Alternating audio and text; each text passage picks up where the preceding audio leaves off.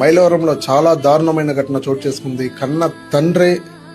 కన్న పిల్లల్ని, 2 పిల్లల్ని చంపేయడం జరిగింది.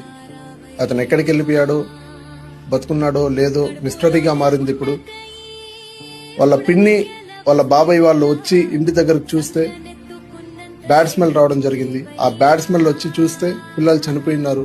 ఆ తల్లేమో దుబాయ్లో పనిచేస్తుంది, కష్టపడి పనిచేసి అప్పులు కట్టుకుంటోంది ఆ తల్లి. వాళ్ళ పిన్ని ఫోన్ చేసి ఇక్కడ వాసన వస్తూ ఉంది అని చెప్పి ఫోన్ చేసి చెప్పడంతో వాళ్ళ పిన్ని, వాళ్ళ బాబాయ్, వాళ్ళ తాతయ్య అందరూ వెళ్ళి చూశారు. ఇంట్లో 2 పిల్లలు శవాలుగా మారున్నారు. ఆ తల్లికి ఫోన్ చేసి చెప్పగానే వెంటనే బయలుదేరి దుబాయ్ నుంచి వచ్చి చూస్తే ఆఖరి చూపు కూడా చూసుకోలేకుండా ఆ మృతదేహాలు 2 అంత దారుణంగా పడున్నారు. అసలు గుర్తుపట్టలేని స్థితిలో పడున్నారు ఆ 2 పిల్లలు.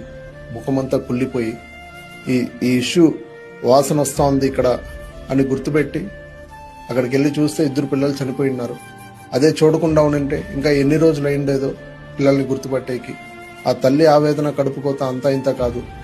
ఒకసారి వీడియో మీకు ప్లే చేస్తాను, చూడండి. ఆ తల్లి పడే ఘోష అంతా ఇంత కాదు.